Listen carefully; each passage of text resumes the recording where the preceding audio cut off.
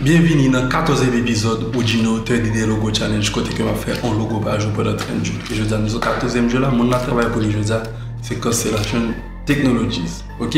Donc c'est une entreprise informatique qui baille services informatiques etc. à l'autre entreprise B2B. OK? Donc et l'information au bailleur, je dis et il dit qui est intéressé c'est que vous voulez logo à différent de tout ça qui est dans l'industrie. OK, pour l'aile pareil comme c'est non les sponsors, même si tu as 15 ans, si tu as 20, 30 ans, faut que well. Donc c'est challenge ça nous là. On va passer de toute information au baillot et surtout non bagage non vraiment aider mon baillot un bel concept parce que non constellation c'est plusieurs étoiles. Donc c'est mais c'est illustrer ça, plusieurs étoiles qui rencontrent avec notre CA là. Donc regardez ça, c'est plusieurs types qui rencontrent le CA et puis plus ça nous retombe là c'est TA mais c'est TA. Je vais faire 3 visites, je vais faire le bagage. So, prêtez attention. Donc, ça fait du temps, je m'invite à regarder les vidéos comme ça. Je dois travailler sur les sellers pour me bailler et ça me fait la vie. OK, so, on allait.